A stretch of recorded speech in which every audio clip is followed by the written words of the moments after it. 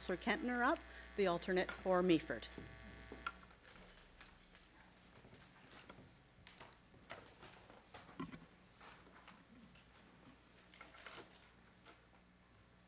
I, Ross Kentner, having been elected or appointed to the office of alternate councillor in the county of Grey, do solemnly promise and declare that I will truly, faithfully, and impartially exercise this office to the best of my knowledge and ability. I have not received and will not receive any payment or reward or promise thereof for the exercise of this office in a biased, corrupt, or in any other improper manner. I will disclose any pecuniary interest, direct or indirect, in accordance with the Municipal Conflict of Interest Act. I will be faithful and bear true allegiance to Her Majesty Queen Elizabeth II. And I make this solemn promise and declaration conscientiously believing it to be true and knowing that it is of the same force and effect as if made under oath.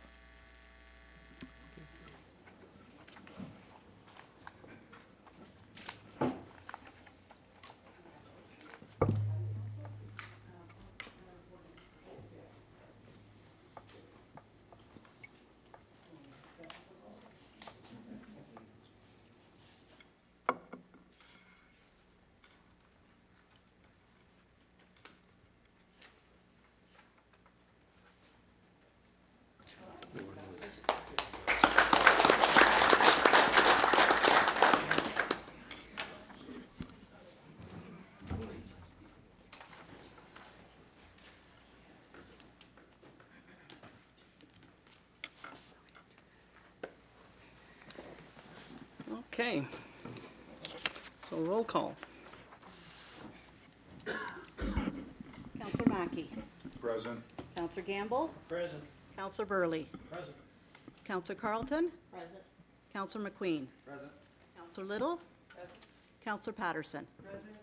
Warden Hicks. Here. Councillor Kentner. Present. Councillor Keaveney. Present. Councillor Thomas. Present. Councillor O'Leary. Present. Councillor Woodbury. Present. Councillor Millen. Present. Councillor Soever. Present. Councillor Bartnicki. Present. Councillor Robinson. Present. Councillor Hutchinson. Present. Okay, do we have any declaration of pecuniary interest? Seeing none, we'll proceed. Item 6A, adoption of the minutes of County Council dated June 13th, 2019. Could I get that put on the table? Moved by Councillor Soever. Okay, so I'll get you to move it, and seconded by Councillor Robinson. Councillor Soever. Yeah. Last week, at the Committee of the Whole, we talked about the Community Improvement Plan. And since that time, I've found some additional information. On page 4 of that report, it talks about the fact that there was consultation with the, says, the county staff also met with local municipal finance staff to get their input. Based on the feedback received, we have made some changes to the CIP program. That implies that there was wide-scale support. Now, although I support the community improvement plan, I think it's great that the county has done all this work and is helping communities involved in this. The debate was similar to my thoughts last week, which was on the financial part of the plan that's administered by the county. The county this year did set aside $180,000 to put in a pool of which each municipality can then draw 20. Now in the report, it's not quite clear who decides where that 20 goes in the community. Obviously the community, these plans are all each individual to individual communities. And the communities will be either through grants, and I know Meaford's very generous with loans and things. They will be financially supporting their own community improvement plans. And obviously the county support is required in the area of zoning and tax deferrals and things like that. But to take another 180 out of general taxation and then create an approvals process which is not described anywhere in the report.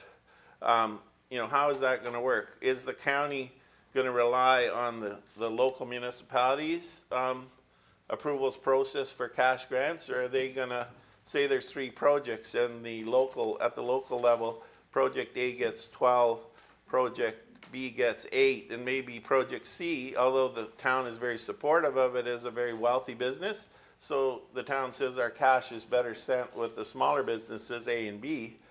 How are we assured that at the county level, the approval process will mirror that? Or is county gonna have its own approval process? The thing that concerns me is the very last sentence here, where it says county will monitor over time and use this information to help inform future budgets, which kind of implies that we're setting up a parallel county approval process for cash, which is really coming from local taxpayers anyway. I mean, it's part of their county taxes that goes into this pool, and each community gets 20,000, but the approvals process is, so basically, the money is coming from local municipalities, going to county, and then it's coming back to the local municipalities, but we've created another approvals process. So I did ask at the Town County Task Force on Thursday, you know, whether these are matching funds, like whether the funding will be matching, and I was not given a clear answer. So I'd just like some clarity on that, because I can support the plan, but I can't support, you know, setting up a parallel approvals process where we're just moving money back and forth. Okay, so I'll ask Savannah to speak to this, but before she does, I would make the point that this issue came up at County Council of the Whole. You made the very similar, I would say, points, and I did invite council to chime in, and no one took me up on it. Maybe they'll do so now. Okay. Thank you, Warden. Savannah. Through you. The approval process will be at the local level, so it will not have to come back to county. It would be Blue Mountains, whoever you decide to do that approvals process, that's where all of the approvals for those grant funds would be. The reason why we're asking for an annual report card at the end of the day is so we can come back to this circle and tell you how that return on investment is really going and decide whether or not we need to potentially increase or decrease levels going forward. At this point, we had only proposed that this would be a 5-year program because we wanted to see what change could happen in 5 years, but beyond that, we haven't put anything, and you'll see that in the capital budget. So that's really why that last line is in there, but it absolutely is a local level approval process. We will not be approving it at the county. The only thing that we have to do here for approval from the county is that tax increment financing component, and that would be a bylaw that you pass locally that would then come here and be approved. Mr. Weber? So why are we then even having a county level? Because like in the case of Meaford, they're sending 20,000. Their share of that county 180 is 20,138, and then they can draw 20 out. So it's like putting money in the bank and then being able to draw it out. And in the case of the town of Blue Mountains, unfortunately, is we put 47 in and we get to draw 20 out. Then other municipalities, you know, it varies. Owen Sound is putting in also more than it can draw out. So why are we doing this? Because if everything's at the local level, why not leave the money in the hands of the local taxpayers, and they can decide through their municipal taxes what they want to support in their community or not?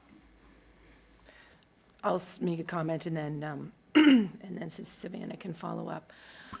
2 things. One is at the CIP at the county level was made to be an enabling, create a structure that would allow this to happen across the county and allow the county to be able to look at this and provide this kind of support. So first of all, it was really to kind of provide that level playing field and that consistency of opportunity across the whole county. Second of all, I struggle to think that this is only a quid pro quo, like a pure dollars and cents equation. The reason why you have a CIP at all is because you are trying to incent behavior or action on the part of a stakeholder, the public, to make an investment that you're not seeing happen. So these are things, these are investments in things like rental housing and that we haven't seen, that our analysis tells us would be important to have happen more than what we're seeing now. And so a way to be able to make that happen. It would be my hope, if this program is successful, that the benefits that we'll gain from having it at all far exceed the $20,000, which really, in any of these projects, won't come close to covering the kind of investment that an individual developer would need to be putting forward. I don't know, Savannah, if you have. Absolutely.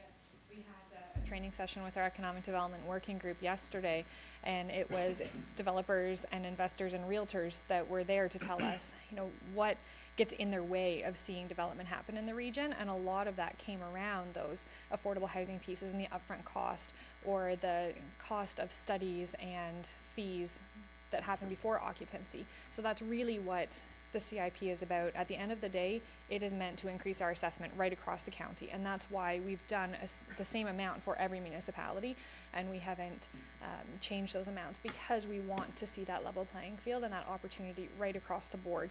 And for some, we've had lots of questions too. If you don't spend that whole $20,000, what happens to it? It's held in a reserve for you to put with the next year, so that that money doesn't come back. It is there for you for this purpose locally, and that's the plan. Does anyone else wish to chime in on this discussion? This is the second time I've invited council to discuss it. Councillor Keaveney. Thank you, Mr. Warden, and thank you, Alar, for bringing this forward, and Savannah for your explanations. And I appreciate this, and I think what it's doing is saying to the development community, as you've just mentioned, Savannah, that the county is concerned, that we hear what you're saying in terms of your challenges, and we want to provide some support. And so I see that happening beyond the $20,000. And I think because right now around the Horseshoe, we're not all in the same position. Meaford has, I think, a pretty aggressive CIP plan, but to get sort of the rest of the municipalities, if they're interested in doing so, to create CIPs and to all come together in that, so that developers can come to Grey County and say, we see support at the local level and we see support at the county level. So I think that's all great. But as we get through this transition to start up the program, and I believe it's already mentioned in the report, but just a suggestion that we sort of term it a one-year pilot, so that we can get a full review at the end of the year and then determine what worked, what didn't work, and whether we'd like to, as a council, look at increased amounts in the next year's budget, or how we might divide those funds. So I just would like to propose that we add the term a one-year pilot to this report and this project, so that it can be fully evaluated at the end of the year.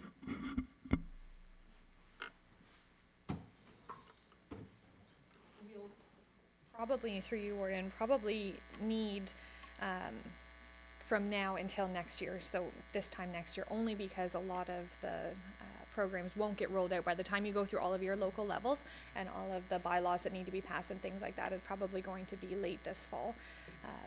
But absolutely, we do want to do a full review, and that's part of the reason why we put that last line in there, to make sure that we know that this is working the way we wanted it to, and if it's not, then we need to review and see what that looks like. But 2020 would likely be the best opportunity to do that, because by then we will have had time to get all of our member municipalities where they need to be able to actually use it, if that's okay. Perfect. Thanks. Okay, Councillor O'Leary. So Savannah, this can be accumulated, the 20,000 though, correct? So, right, so some municipalities may not do anything in the first 2 years and do something for 40 or 60,000 in 3 years. So it's pretty hard to evaluate after 1 year, correct? That would be absolutely. Our hope is that it's not put on hold for any length of time, that people start to use it, because you have developers in all of your communities who are waiting to be able to have this opportunity to cut those upfront costs. So we hope that you won't sit on it for any length of time, but if there is anything left over, absolutely, it can be merged to the next year. Okay. I will then call the question. All those in favor? Are there any opposed? That is carried. Thank you. Item 6B, Long-Term Care Committee of Management minutes dated June 11th. I need a mover. Okay, Councillor Burley, seconded by Councillor Mackey. Councillor McQueen. Thank you, Mr. Ward. I have some discussion with regards to these minutes, more for clarity, I guess. Now, hope you'll bear with me because my access to emails has not been strong because of my password has, I changed phones last week and anyway, things have, so I'm sort of going on to the website, just hang on here. So in those, oh shit. Pardon me. In those minutes, sorry, I didn't hear you say that over the mic today. There was a couple things in there with regards to, I think I have it here. So with regards to the minutes and the discussion that happened, I understand that there was some letters sent with regards to supporting People's Care in Meaford, which is great. I know we have a resolution on our books from last year that we support the private sector moving forward, and the responses, and there's a letter from the mayor of Meaford along with yourself, Mr. Warden, with regards to that and moving forward. I guess my question is, and I know it was brought forward a little, maybe last meeting, about also a resolution that we passed in January of this year, but with regards to Grey Gables and also moving forward with the minimum 90 beds. Has there been a letter sent to the Premier or the Minister of Health with regards to our intention here at the county? Yes, there has, Councillor McQueen, and we got a response back from the Premier's office that they had forwarded on to the Minister of Health, and I haven't received anything further from the Minister of Health, but we did thank the Premier for his attendance and his interest in the redevelopment, both of Grey Gables, Rockwood Terrace, as well as the Markdale Hospital on that site. Okay, well, thank you for that update. And I thought at that time it was going to get circulated to all of County Council, but I would like to maybe get a copy of that letter when it was sent. I guess further Sorry, from that, Councillor I McQueen? know, sorry? I think a copy of that letter was in your previous package. From what, long-term care minutes? No, the or- letter to the Okay. Premier. So, okay, I apologize for that. So from that point, I guess from the long-term care committee, where are we with regards to the resolution that was passed? I know we were trying to get clarity from the ministry. Now, we have a new minister, Marilee Fullerton now, that's in place. Are we going to be sending that minister a letter? And I would suggest that that should happen because that's, now we have a minister of long-term care, which is dedicated to long-term care. As we know, the provincial government has committed to adding more long-term care beds in the province. I guess I'm just sort of asking where we are in the sense of following up with that, getting a letter out to the new minister. Also, where we are with regards to, I guess clarity has been talked about as the process of applying. But I just thought that it was interesting that a letter was sent with regards to a private sector. I just don't know why we're not following a little stronger on with regards to the indication from County Council at the end of January. Saying that, where are we with regards to the right number for Grey Gables? I know we have the report for Rockwood Terrace and we're moving forward with that, which is great. Ironically, I see that the same number that's being applied for people is 128. So I'm thinking that 128 must be a really magical number because also that was the number that was also suggested for the Rockwood Terrace development, which we strongly support. So I guess my question is, where are we with that finding that number? So when we do get the clarity on how we apply for more long-term care beds, we'll have that number and we're ready to go. Because we're coming up to 6 months, or at least 5 months now, since we passed that motion. So to you, Mr. Warden, and maybe to staff. Okay. I may ask our chairman if he has anything to say about that in just a second. But you asked about the letter that went. A letter did go, and you're talking about perhaps a new letter could go to the new minister. I would note that we have an item towards the end of today's schedule talking about AMO and potential meetings. So whether it be a letter or maybe we want to make a request for a delegation to the new minister, that's certainly something we could discuss when we talk about AMO and possible delegation or delegation requests. Councillor Burley, anything you want to add to that? Not really, Mr. Warden. Kim, I think you'd be more appropriate if you replied we do have some things happening with long-term care, and so I don't say any place. I would prefer if you were to maybe update Okay. council. All right. So for council's information, we continue to anticipate receiving information from the province about how to apply for redevelopment and how to apply for new beds. Neither of those applications have been released to anyone yet. So as soon as we have that information, I think that will inform our thinking. The one piece in the long-term care minutes that I would draw your attention to, the province did note a slight increase in the construction funding envelope for new construction. However, I think that our calculation was that the total value of that increase to the cost of the project was about 1.1 million. It's also our experience that construction costs have increased by about 25%. So there'll still continue to be, I think, a significant gap between the provincial funding for long-term care redevelopment and what will the actual cost of a project be. So, as I say, we continue to wait for new information, and I think once we have that application process, we know exactly what the province is looking for and what they're prepared to support. That will enable us to move quickly to put together applications and assessments to bring back to this table for your review. But in the absence of that information, we are in many ways we would be working blindly. I would add that in today's package, we have a letter from Minister Elliott wherein she indicates that they're planning to release those details. I think she said soon. That was my reading of her letter.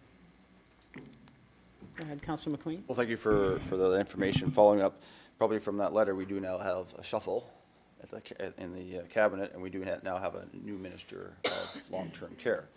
But I guess what I'm a little confused with, in the sense that certainly clarity on how we are going to apply for more beds. I mean, this council had passed a resolution in January that we would apply for a minimum of 90 new beds. Has that indication been sent to the province, other than thanking the Premier for coming?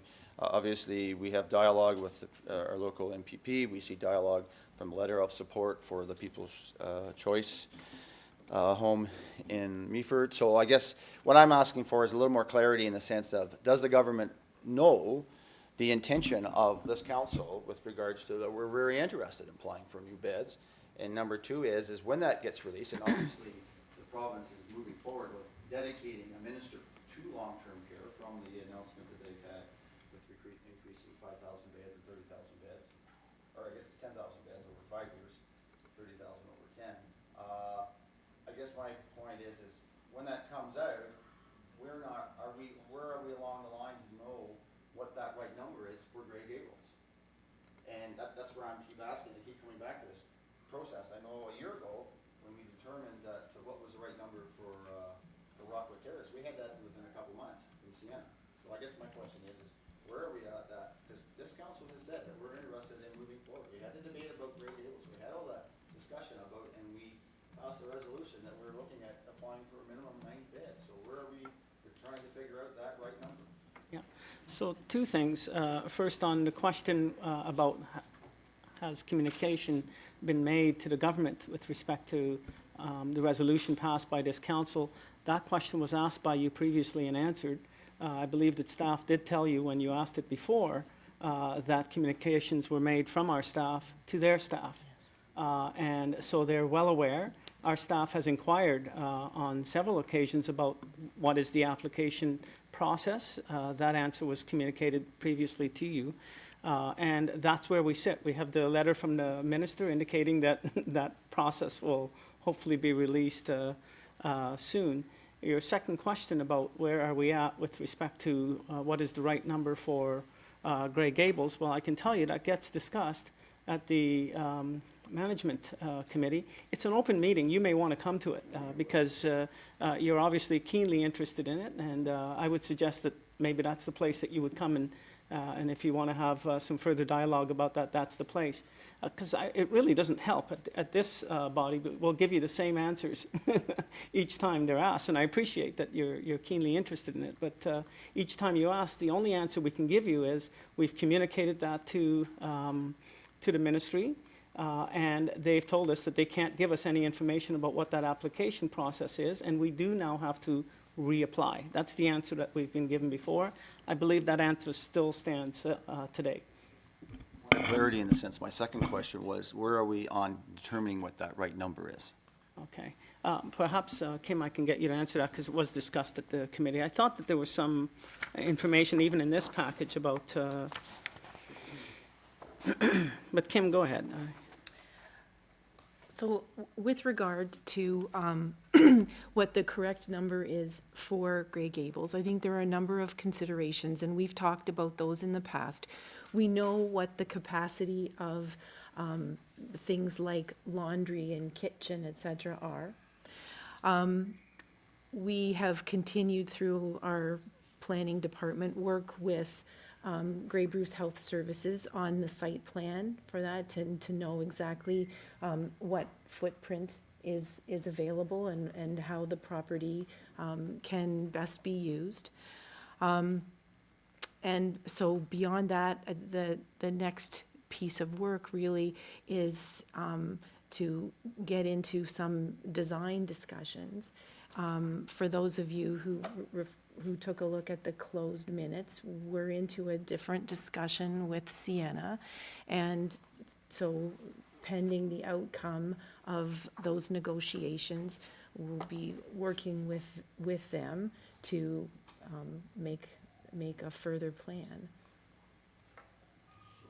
Clarity again, this timeline in the sense of, obviously, we know that we're gonna have to follow through with the new ministry, and there's gonna be probably some dialogue in the sense of that new minister getting caught up to speed on a lot of files. Obviously, that's going to be the case.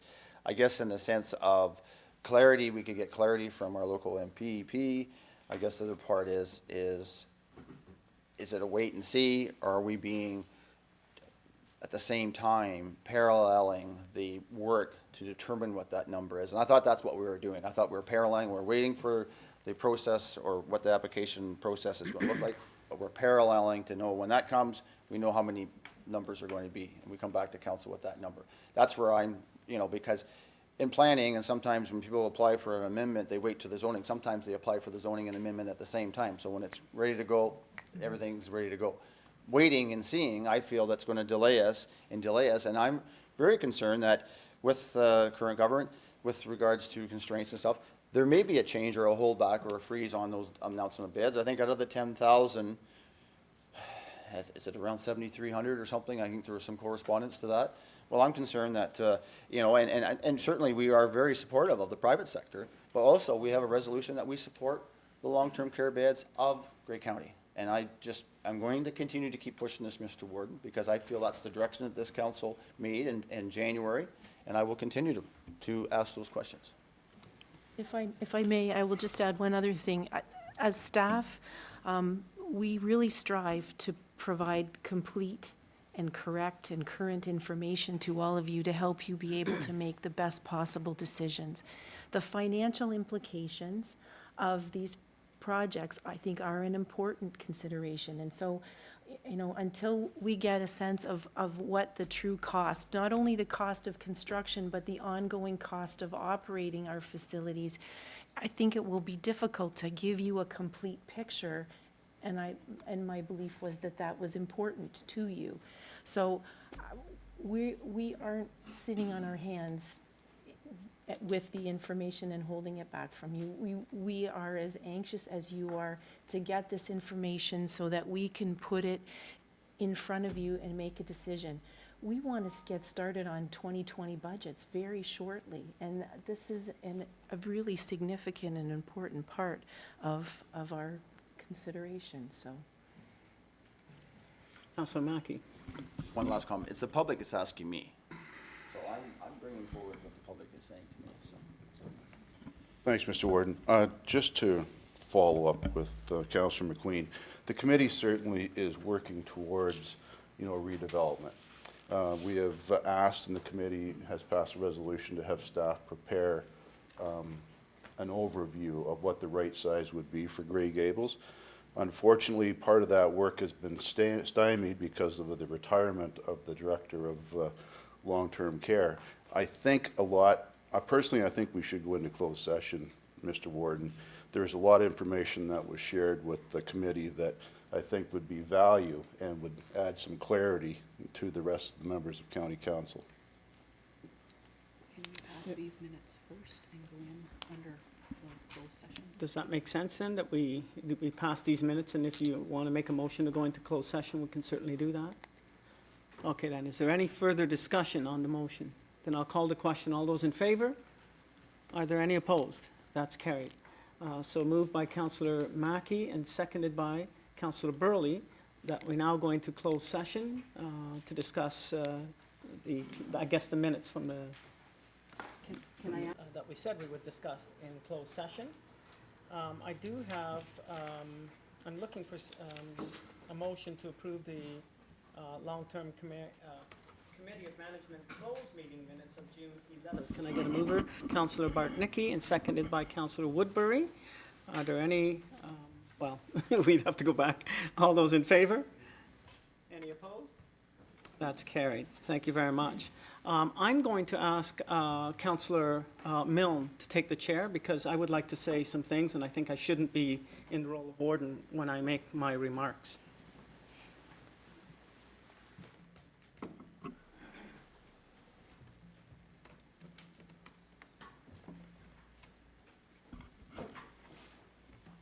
I asked the warden if I get the chain for this, apparently not. Councillor Hicks. Hicks. I was gonna say Buck, but anyway. Sir. Buck works as well. You have the floor. I just wanted to take this opportunity. I know that the issue of long-term care has been with us for a very long time and continues to be with us. I'm standing in my capacity here now as a councillor around this table, and I realize that in the warden's position, I'm supposed to play a different role. I wanted to be able to speak freely and openly on the long-term care issue. This won't come as a surprise to anyone who is a member of the Long-Term Care Management Committee, because I made a similar remark at one of our meetings. I am extremely concerned about the discussion that we are wanting to add additional beds, and I know that we have a resolution already passed, but that we're saying we want to add more beds to our complement.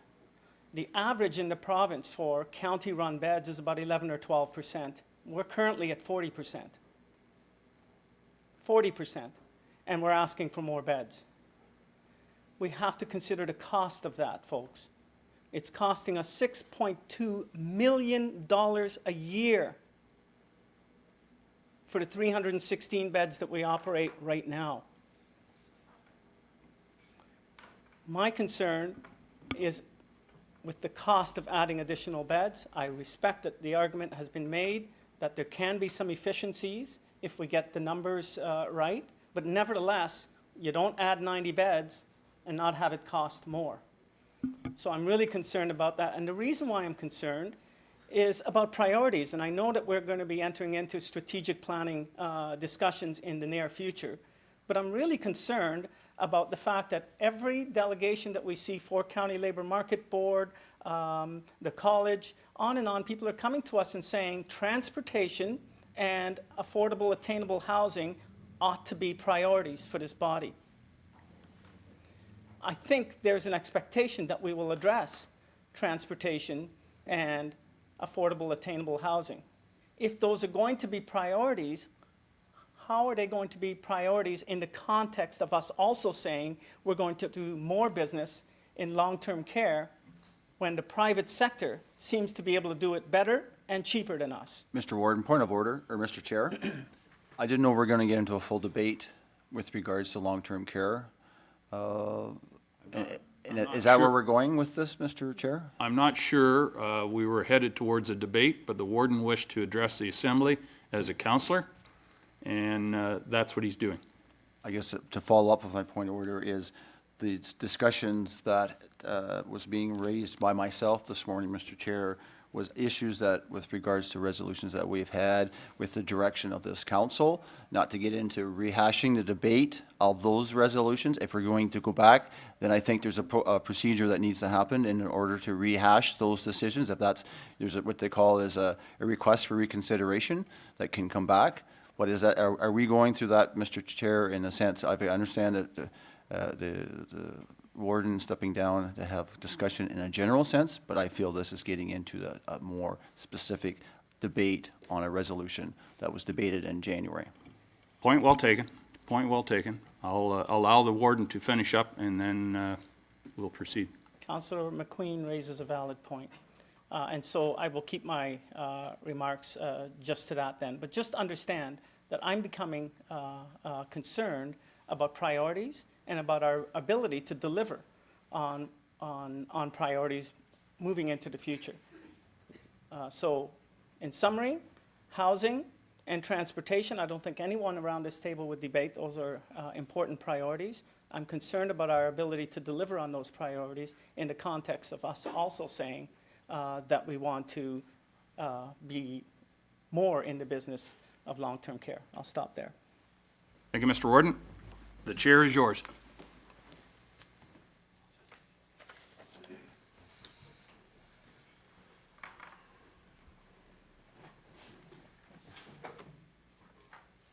Okay. I'm moving to item number 8. Bylaws. If I could get a mover to put those items on the table. Moved by Councillor O'Leary, seconded by Councillor Bartnicki. No, I'm confusing. Councillor Keaveney. Any discussion? Yes? Mr. Warren, just on your previous comments, when will county council have Maybe- an opportunity to discuss your comments? Well, You'll be bringing this forward Let me- again? Let's finish the bylaws, because we have a motion already on the table. I'm going to come back to that right after. Is there any discussion on the bylaws? Then all those in favor? Are there any opposed? That is carried. So now, I would seek some advice from you, Madam Clerk. I appreciate that I've put you in a dilemma by doing what I just did, but nevertheless, we are where we are. And I did make some remarks, and I'm hearing that some other people would like to perhaps chime in as well. Just again, point of order, Mr. Warden, I think this is not an agenda item, and so It is not an agenda item, but I know that strategic planning is going to be brought forward for discussion with council and highlighting some priorities. So I think that that's when that discussion needs to happen. So I apologize. I opened up the door, and maybe I should have thought a little bit better. Councillor McQueen raises a valid point. learn from my clerks. Yay. So perhaps when we get into discussion around, or maybe under, is there any opportunity under other business? Or? I'm not sure what Kim's plan is for strategic planning. It's part of the CAO this afternoon. Oh, okay. So this afternoon then, when we discuss strategic planning, Councillor Mackey, is that? CAO evaluation. Just as long as there's some opportunity. Sure. You know, Warden, Right. that, you know, you're not the only one that gets an opportunity to speak on Yes. behalf of strategic long-term care initiative. Valid point. Thank you. Okay. Good news and celebration. Councillor Milne. Thank you, Mr. Warden. And I'd be remiss if I didn't go through a list that I wrote down here, down in Southgate over the next few weeks. Holstein fireworks at the Holstein Park on July 1st, Canada Day. There's a car show, there's a barbecue. The Junior Optimists are putting on a barbecue. It's going to be fun for all, and the weather is guaranteed to be sunny, except for when the fireworks are on. That is a good thing. They're a lot more visible that way, if you can fight off the mosquitoes. Agro Expo is going to be held on July 5th and 6th at the farm of Don Lewis, just north of Holstein. There'll be some nervous sheep, and there'll be some championship sheep shearing going on. If you want to see how it's done by the professionals, that's the spot to be that weekend. Continuing on that weekend in Dundalk, at the other end of Southgate, the swap meet and flea market and car show will be taking place on the 6th and 7th, Saturday and Sunday, so that's the spot to be, in spite of whatever somebody else might say around the horseshoe today. Thank you, Mr. Warden. You're welcome. Councillor Bartnicki. Thank you, Mr. Warden. I would just like to congratulate everybody that was involved in the 115th anniversary celebrations at Grey Gables on the weekend, and to commend all the people on council who were able to attend. I think they did have an in on the weather. I hope you have the same reach. It was wonderful, well attended, and enjoyed by all. And the strawberries were fantastic, right? Councillor Burley. Thank you, Mr. Warden. The good news is, a few years back, I was born on this date.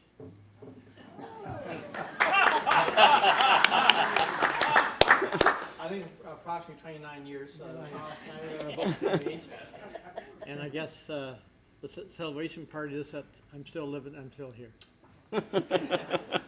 Well, happy birthday to you. Happy birthday to you. Happy birthday, dear Burley. Happy birthday to you. Hey. And you are really stretching the definition of a few. All right, any other good news and celebration? Seeing none, then I'll call for a motion to adjourn. Moved by Councillor McQueen, seconded by Councillor Mackey. All those in favor? Any opposed? That's carried. Thank you very much. We'll flip over to